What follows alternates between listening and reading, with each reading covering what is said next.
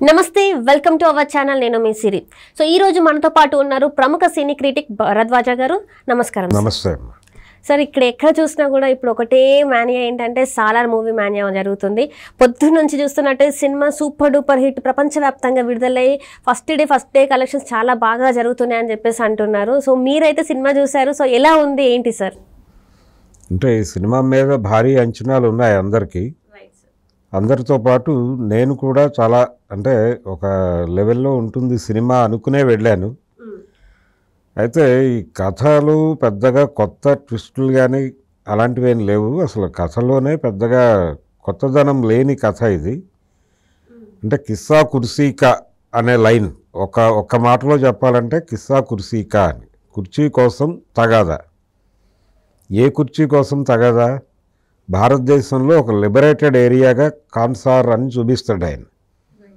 అటువంటిది అక్కడ లేదు ప్రస్తుతానికి అంటే మనకి కమ్యూనిస్ట్ లిటరేచర్లో ఈ పదాలు కనిపిస్తాయి ఏది లిబరేటెడ్ ఏరియా విముక్తి ప్రాంతం ఇలాంటివి అలాంటి ఒక లిబరేటెడ్ ఏరియా లాంటి దానిలో ఒక క్రైమ్ వరల్డ్ ఉంది అండర్ వరల్డ్ అంటాడు దాన్ని లేకపోతే నేర సామ్రాజ్యం అని రకరకాల పదాలు వాడారు దానిలో ఆధిపత్యం ఎవరికి ఉండాలి అనేది గొడవ ఆల్రెడీ ఒక వంశాన్ని నాశనం చేసి మరొక వంశం అధికారాన్ని చేపడుతుంది ఆ నాశనం అయిపోయినటువంటి వంశం తిరిగి ప్రతీకారం తీర్చుకోవడానికి ఒక ప్రయత్నం చేస్తుంది కదా న్యాచురల్గానే దాంతోపాటు ఒక సామ్రాజ్యం ఏర్పడినప్పుడు చాలామందిని జయిస్తారు వీళ్ళు జయించి అంటే వాళ్ళని సామంతులుగా మార్చుకుంటారు ఈ సామంతులు అవకాశం లేక ఓడిపోయి సామంతులుగా ఉన్నాం అనుకుంటారు కానీ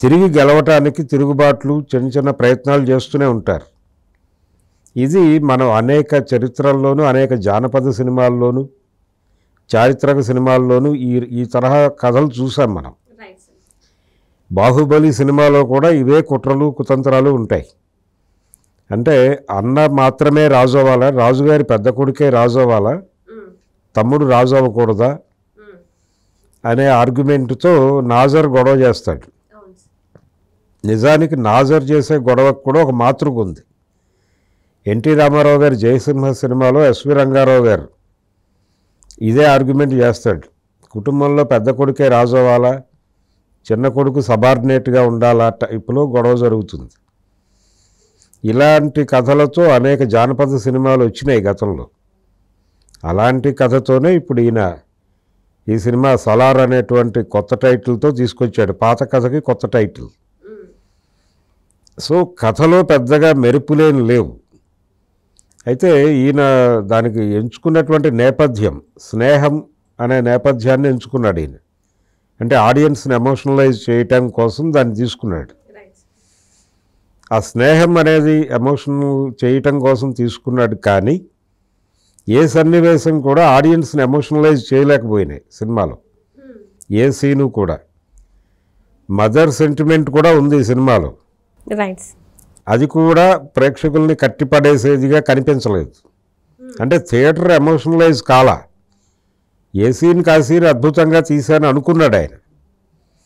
అనుకున్నాడు కానీ అలాగే ప్రభాస్ కూడా పెద్దగా డైలాగులు లేవు సినిమాలో చాలా క్లుప్తంగా ఉంటాయి డైలాగులు యాక్షన్ పార్ట్ కోసం వాడేశారు అతన్ని అంటే కట్అవుట్ని వాడారు రాజమౌళి చాలా సందర్భాల్లో అనేవాడు ప్రభాస్ కట్అవుట్ని ప్రాపర్గా యూటిలైజ్ చేస్తే సినిమా ఆడేస్తుంది అని అలా కట్అవుట్ని వాడే ప్రయత్నం చేశాడు ఇతను అంటే బీభత్సమైన యుద్ధాలు పెట్టాడు గొడ్డళ్లతో నరకటం ఇలాంటి కార్యక్రమం వైలెన్స్ చాలా పీక్స్లో ఉంది యానిమల్ చూసాం ఈ మధ్య కాలంలోనే మనం దాదాపు యానిమల్ రేంజ్లో వైలెన్స్ ఉంది ఈ సినిమాలో కూడా కాకపోతే యానిమల్లో సందీప్ థియేటర్ని ఎమోషనలైజ్ చేయగలిగాడు ఎమోషనలైజ్ చేసినటువంటి కంటెంట్ మంచి కంటెంట్ కాదు అది ఆయన కొన్ని దుర్మార్గమైన అభిప్రాయాలతో థియేటర్ని ఎమోషనలైజ్ చేయటం వలన ఆ సినిమా ఆడేసింది ఈ సినిమాలో ఏ సన్నివేశాన్ని కూడా ఆడియన్స్ని ఇన్వాల్వ్ చేయడు డైరెక్టర్ అది లోపం ప్రధానంగా అంటే ప్రేక్షకుడు కళ్ళు చెమర్చాలి కొంచెం బాధ అనిపించాలి ఆడియన్స్ ఫీల్ అవ్వాలి ఆడియన్స్లో ఆ స్పందన కలిగించే అంశాలు ఉన్నాయి సినిమాలో, స్క్రిప్ట్లో రాసుకున్నారు. ఒక చిన్నపిల్ల మీద రేప్ అటెంప్ట్ చేయబోతాడు ఒక వ్యక్తి, అతన్ని ప్రభాస్ చంపేస్తాడు. ఆ ఎపిసోడు అలా ఒక యాక్షన్ ఎపిసోడ్ షూట్ చేసినట్టు చేశారు, కానీ దాన్ని ఎమోషనలైజ్ చేయటంలో ఫెయిల్ అయ్యాడు డైరెక్టర్. రైట్. ఇలాంటి అవకాశాలు ఉన్నాయి. అలాగే మదర్ సన్ మధ్యలో వచ్చే సన్నివేశాలని కూడా ఏదో అలా నడిపేశాడు, కానీ చూసేటువంటి ఇప్పుడు ఛత్రపతి సినిమాలో ఉంటుంది మదర్ సన్ మధ్యలో ఘర్షణ, అలాంటిదే ఇక్కడ కూడా ఉంటుంది, కానీ ఆ లెవెల్ ఎమోషనలైజ్ చేయలేకపోయాడు ఆయన. అంటే ప్రేక్షకుల్ని కథతో ఇన్వాల్వ్ చేయాలి. అలాగే ప్రభాస్ క్యారెక్టర్ని కూడా కథలో భాగం చేయలా, విడిగా ఎలివేషన్ ఇచ్చుకుంటూ వెళ్ళాడు ఆ క్యారెక్టర్కి. ప్రత్యేకంగా చూపించే ప్రయత్నం చేశాడు. ఎంటర్టైనింగ్ ప్రభాస్ లేడు సినిమాలో, ఎంటర్టైన్ చేయడు. అలాగే రొమాంటిక్ ప్రభాస్ కూడా లేడు, సీరియస్ ప్రభాస్ మాత్రమే ఉన్నాడు. మధ్యలో 2-3 సన్నివేశాలు చిన్నపిల్లలతో క్రికెట్ ఆడే సన్నివేశాలు లాంటివి కొన్ని పెట్టి ఏదో అక్కడ హాస్యం జల్లే ప్రయత్నం చేశాడు, కానీ అది కూడా వర్కౌట్ అవ్వలేదు. దీంతో అది అంటే ఫ్యాన్స్ బయటకు వచ్చి అద్భుతం అని మాట్లాడారు. ఈ బెనిఫిట్ షోస్ చూసినటువంటి అభిమానులు, తర్వాత ఇప్పుడు కూడా షోకి వెడుతున్నటువంటి అభిమానులు బయటకు వచ్చి, అంటే వాళ్ళకి విపరీతమైన ఆకలి ఉంది. ఇంతకుముందు 2 సినిమాలు బాగా నిరుత్సాహపరిచేవాళ్ళు, రాధేశ్యాము అలాగే ఆదిపురుష్.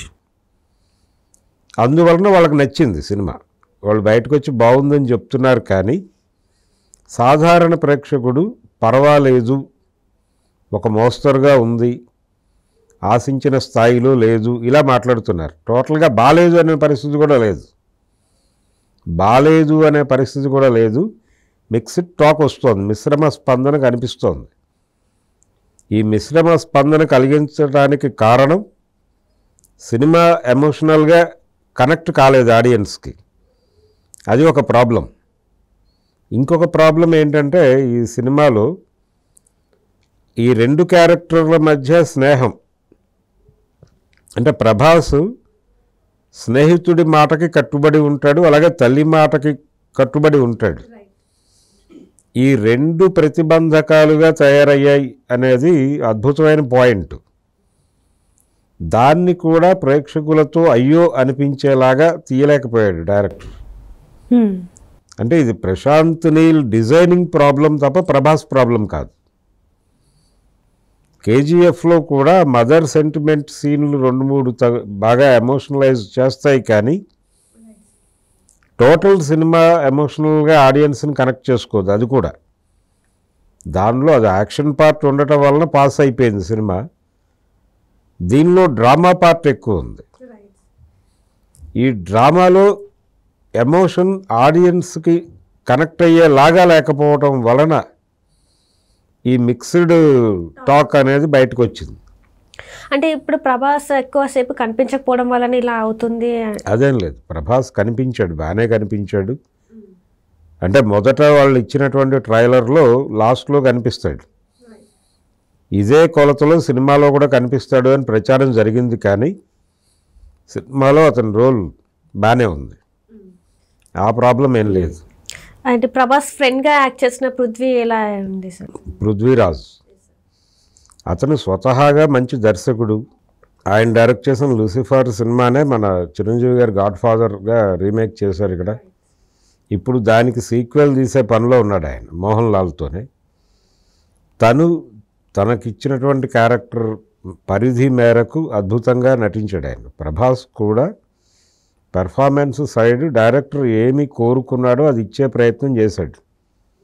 కాకపోతే ఆ క్యారెక్టర్ని ఇంకొంచెం ఎంటర్టైనింగ్గా నడిపి ఉండొచ్చు. అంటే హీరో ఎమోషనల్గా మాత్రమే ఉంటాడు, కేవలం ఫైట్స్ మాత్రమే చేస్తాడు అన్నట్టుగా నడిపారు. అట్లా నడపకూడదు. అంటే ఇంతకు ముందు వచ్చినటువంటి ప్రభాస్ సినిమాలు ఎంటర్టైనింగ్గా కూడా ఉన్నాయి. Right sir. మిర్చి లాంటి సినిమాల్లో ఎంటర్టైనింగ్ ప్రభాస్ ఉంటాడు, రొమాంటిక్ ప్రభాస్ ఉంటాడు, యాక్షన్ ప్రభాస్ కూడా ఉంటాడు. ఇవన్నీ అంటే నవరసాలు పలకాల ఆ పాత్రలో. ఇక్కడ ఏమైందంటే ఈ సామ్రాజ్యము, ఈ కాన్సార్ సామంతరాజులు వాళ్ళకి ఒక్కొక్కళ్ళకి టిపికల్ మేనరిజమ్స్ పెట్టి వాళ్ళని పరిచయం చేయటం, దీనికి ఎక్కువ స్పేస్ తీసుకున్నాడు డైరెక్టర్. ఒక రకంగా దీనిలో అంటే ఎండ్ హుక్ చేసేటువంటి సెకండ్ పార్ట్కి లింక్ చేసేటువంటి సన్నివేశం, ఆ డిజైనింగ్ బాగుంది. ఫస్ట్ హాఫ్ చాలా ఇబ్బంది పెట్టాడు, ల్యాగ్ ఉంది.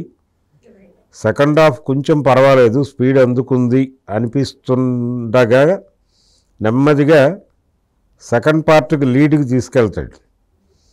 అది తీసుకెడుతూ ఇచ్చిన లింక్ చాలా బాగుంది. అంటే వీళ్ళిద్దరి మధ్య ఉన్నటువంటి స్నేహాన్ని ఈ సినిమాలో చూపిస్తాడు. ఒకళ్ళ కోసం ఒకళ్ళు ఏం త్యాగం చేయడానికైనా సిద్ధపడే స్నేహం ఉంది వీళ్ళ మధ్య అని. రైట్. అయితే ఈ స్నేహం వెనుక ఎవరికి వాళ్ళకి స్వీయ ప్రయోజనాలు కూడా ఉన్నాయి అని ఒక చిన్న అనుమానం ఆడియన్స్కి కలిగిస్తాడు క్లైమాక్స్లో. అంటే వీళ్ళు వాళ్ళ స్వార్థ ప్రయోజనాల కోసం స్నేహం చేస్తున్నారు అనే ఒక అనుమానం కలిగించి పృథ్వీరాజ్ క్యారెక్టర్తో ఒక నవ్వు నవ్విస్తాడు డైరెక్టర్. దాని ద్వారా ఒక డౌట్ క్రియేట్ అవుతుంది ప్రేక్షకులకి. అదే టైంలో ప్రభాస్ను చూపిస్తాడు. ప్రభాస్ కూడా ఇదే అభిప్రాయం ఉందేమో అని డౌట్ వస్తుంది. ఆయన ప్రమోషనల్ ఇంటర్వ్యూస్లో ప్రశాంత్ నీలు స్నేహము ద్వేషము ఈ రెండింటి మధ్య సినిమా నడుస్తుంది అని చెప్పాడు. ఈ సినిమాలో స్నేహం చూసాం. నెక్స్ట్ పార్ట్లో బహుశా వీళ్ళిద్దరి మధ్య ఘర్షణ చూపించే అవకాశం ఉందేమో అని అనిపిస్తుంది. అలా హుక్ చేసి సెకండ్ పార్ట్కి లీడ్ ఇచ్చాడు ఆయన. సో అలాగే మళ్ళీ శృతి హాసన్ క్యారెక్టర్ ఎలా ఉంది సార్? శృతి హాసన్ క్యారెక్టరు అంటే సినిమాకి అంటే కథ ముందుకు వెళ్ళటానికి ఒక చిన్న లింక్ ఇచ్చాడు, కానీ ఈ సినిమాలో అంటే ఈ పార్ట్ వరకు ఆ పాత్రకున్న ప్రాధాన్యత తక్కువే. స్క్రీన్ స్పేస్ కూడా అంటే దీనిలో ప్రభాస్తో అంటే హీరోయిన్గా తన పేరు ప్రస్తావించారు. వాళ్ళిద్దరి మధ్య రొమాంటిక్ సీన్స్ కానీ అటువంటివి ఏమీ లేవు. అసలు డ్యూయెట్లు ఈ గొడవ లేదు, పాటలు లేవు సినిమాలో. ఉన్నవి 2-3 కెమెరా సాంగ్స్ ఉన్నాయి. ఒకటేమో ఫోక్ ఎలిమెంట్ తీసుకున్నాడు. నిజానికి ఆ పాట ద్వారా చాలా ఎమోషనలైజ్ చేయొచ్చు థియేటర్ని. అది ఆ ప్రయత్నం చేశాడు, కానీ అది కూడా బలంగా నడవలేదు. చాలా అంశాలు ఉన్నాయి సినిమాలో. థియేటర్ని ఎమోషనలైజ్ చేయగలిగిన కంటెంట్ ఉంది వాళ్ళు రాసుకున్న దానిలో. తెర మీద ఎగ్జిక్యూట్ చేయటంలో తడబాట్లు జరిగినాయి. ఈ తడబాట్లు వలన మిశ్రమ స్పందన వస్తుంది. ఇప్పుడు ఈ డివైడ్ టాక్ రావటం వెనకాల కారణం అది. అంటే ప్రశాంత్ నీల్కి ఇదొక అంటే ఇప్పటివరకు తన సక్సెస్ మాత్రమే చూశాడు. దీంతో తను అంటే సక్సెస్ అనేది అంటే ఆయన మొదటి సినిమా ఉగ్రం. Right sir. కన్నడలో వచ్చింది ఆ సినిమా. అందులో కూడా ఈ ఫ్రెండ్షిప్ బ్యాక్డ్రాప్లోనే నడుస్తుంది. ఉగ్రం తాలూకా ఛాయలు ఉన్నాయి దీనిలో. అది అందరూ అంటున్నారు. ఉగ్రంని ఒక కొత్త అంటే ఒక పెద్ద హీరోతో తీస్తే బాగుండని అప్పుడు అనుకున్నాడు. సో అది ఇప్పుడు నెరవేర్చుకున్నారని కూడా అనుకుంటున్నారు సార్. సో అలా ఉగ్రం ఛాయలు ఉన్నాయి దీనిలో. ఉగ్రం కూడా ఫ్రెండ్షిప్ బ్యాక్డ్రాపే. కాకపోతే అందులో 4 స్నేహితులు ఉంటారు. ఇందులో 2 స్నేహితులు కనిపించారు ఇప్పటికీ. ఇందులో కూడా ఇంకొక 2 స్నేహాలు ఉండే అవకాశం ఉంది. అంటే ప్రభాస్ తండ్రి అలాగే పృథ్వీరాజ్ తండ్రి. అంటే ప్రభాస్ తండ్రిని పృథ్వీరాజ్ తండ్రి చంపేయటం అనే ఒక సీన్ ఉంది దీనిలో. అయితే వాళ్ళిద్దరి మధ్య కూడా స్నేహం విద్రోహం ఉండే అవకాశం ఉంది. దాన్ని మేబీ సెకండ్ పార్ట్లో రివీల్ చేస్తాడేమో చూడాలి. ఉగ్రంలో ఉంది అది. ఉగ్రంలో 2 స్నేహితులు వాళ్ళ మధ్య జరిగే వైషమ్యం, ఇంకొక 2 స్నేహం, వాళ్ళిద్దరూ కలిసి జీవితాన్ని ఎలా నిలబెట్టారు అనేది కథ ప్రధానంగా. సో ఆ ఛాయలు ఉన్నాయి ఈ సినిమా మీద. ఆ ప్రభావం కూడా కనిపిస్తుంది. కానీ ఏదైనా తీయొచ్చు, ఏ కంటెంట్ అయినా. ఇప్పుడు సందీప్ రెడ్డి సాధించిన విజయం అదే యానిమల్తో. ఆయన చెప్పిన కంటెంట్ చాలా తిరోగమన నేపథ్యంలో నడిచే కథ అది. అంటే ఆడవాళ్ళు ఎలా ఉండాలి అనే దగ్గర నుంచి చాలా విషయాలు మాట్లాడేస్తాడు దానిలో. నేను యుద్ధానికి వెళుతున్నాను, చనిపోవచ్చు, నువ్వు పెళ్లి చేసుకోకు మళ్ళీ, ఇలాంటి కొన్ని డైలాగ్స్ ఉన్నాయి ఆ సినిమాలో. తిరోగమన డైలాగులు, సమాజాన్ని వెనక్కి లాక్కెళ్ళే డైలాగులు ఆ సినిమాలో చాలా పుష్కలంగా ఉన్నాయి. అయినప్పటికీ ఆ సన్నివేశాలని నడిపిన తీరు థియేటర్ని, ఆడియన్స్ని ఎమోషనలైజ్ చేసింది. అది టేకింగ్ సైడ్ అతను తీసుకున్నటువంటి కేర్, ఆ టాలెంట్ కావచ్చు, అది కనిపించలేదు ఈ సినిమాలో. మీరు అంత దుర్మార్గమైన కంటెంట్ని అంత అద్భుతంగా కనెక్ట్ చేయగలిగాడు ఆయన. కాశ్మీర్ ఫైల్స్ అనే సినిమా చూసాం ఈ మధ్య. అవును సార్. కాశ్మీర్ ఫైల్స్లో కూడా చాలా దుర్మార్గమైన కంటెంట్ అది. అంటే మనతో పాటు జీవిస్తున్నటువంటి ఒక సమూహాన్ని విలన్లుగా చూపించే సినిమా అది. ఆ సినిమా చూసి బయటకు వచ్చేటువంటి ప్రేక్షకుడికి తన ఆఫీస్లో తన పక్కన పనిచేసే కొలీగ్ ముస్లిం అయితే భయం వేస్తుంది. ఆ లెవెల్ భయం కలిగించగలిగారు సినిమా ద్వారా వాళ్ళు. ఎమోషనలైజ్ చేయటం అంటే అదే. తెర మీద సన్నివేశం ప్రేక్షకుడిలోకి దూరాలి, దూరి వాడిని ఇన్ఫ్లుయెన్స్ చేయాలి. అటువంటి సన్నివేశాలు లేవు ఈ సినిమాలో. సలార్లో అంత పెద్ద సినిమా తీసినప్పుడు అలాంటివి కనీసం 3-4 సీన్లు అలా మనసులకి పట్టుకునే సన్నివేశాలు ఉండాలి. ఉంటే వెళ్తుంది. ఇప్పుడు ఈ సినిమా నా అంచనా ప్రకారం ఇది గట్టిగా 600 కోట్లు, అంటే అది 900 దాటింది, 1000 వైపు వెడుతోంది. 1000 సాధిస్తుందా లేదా అనేది డౌట్, కానీ 9 అయితే దాటేసింది యానిమల్. ఇది 6-7 మధ్యలో ఆగిపోయే పరిస్థితే కనిపిస్తోంది సలార్. హిందీ బెల్ట్లో పెద్దగా అప్లాజ్ కనిపించట్లేదు, పెద్దగా వేవ్ కనిపించట్లేదు. ఒక్క తెలుగులోనే భారీగా ఊపు కనిపించింది రాత్రి నుంచి. ఒక మానియా అనండి, ఫేవర్ అనండి నడిచింది ఇక్కడ. చలిని సైతం లెక్క చేయకుండా 4 షోలు కూడా ఫుల్ చేసినటువంటి పరిస్థితి ఉంది 2 తెలుగు రాష్ట్రాల్లో. కానీ హిందీ బెల్ట్లో ఆ వేవ్ అంత బలంగా కనిపించలేదు.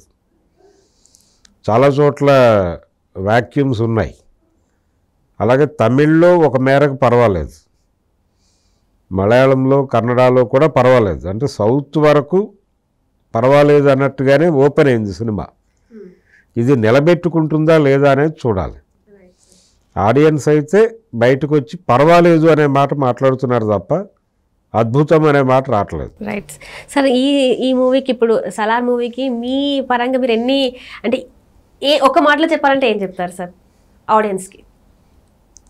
ఇది అంటే ప్రేక్షకులని పట్టించుకోకుండా తన ధోరణిలో తాను సినిమా తీసాడు ఆయన. ప్రశాంత్ నీల్, ఇది ప్రశాంత్ నీల్ లోపం తప్ప ప్రభాస్ లోపం అని నేను అంటలేదు. ఒక రకంగా ప్రభాస్ అభిమానులకి ఇది కూడా ఒక ఇబ్బందికరమైన సినిమానే. వాళ్ళు ఆల్రెడీ 2 సినిమాలు చూస్తున్నారు. ఆ రెండింటి మీద ఇది కంపారిటివ్గా బెటర్ సినిమా అంతే. ఇప్పటికీ ప్రభాస్తో ఒక మంచి సినిమా తీయాల్సినటువంటి అవసరం ఉంది. చూడాలంటే ఇతన్ని మన మార్వెల్ సినిమాలు అంటారు ఇంగ్లీష్లో. ఆ సినిమాల్లో హీరో చాలా కృత్రిమంగా కనిపిస్తాడు, జస్ట్ ఎమోషనల్గా ఉంటాడు అంతే. ఒక మిషన్ ఓరియంటేషన్లో నడుస్తాయి క్యారెక్టర్లు. అలాంటి మిషన్ ఓరియంటేషన్ కనిపిస్తుంది ఈ సినిమాలో ప్రభాస్లో. దాంతో జీవం కనిపించలేదు ఆ మనిషిలో. కొంచెం రొమాంటిక్గా ఉండాలి, కొంచెం కామెడీ ఉండాలి, ఎంటర్టైన్మెంట్ ఉండాలి. ఇవన్నీ మిక్స్ అయ్యి హీరో క్యారెక్టర్ ఉంటే అది లైవ్లీగా ఉంటుంది, జీవం ఉంటుంది దానిలో. ఈ మార్వెల్ సినిమాల్లో ఉండే హీరో లాంటి పాత్ర ఇచ్చారు అతనికి. అది కొంత ఇబ్బందికరమైనటువంటి విషయం. Right sir. Thank you so much sir. Thank you so much. Thank you.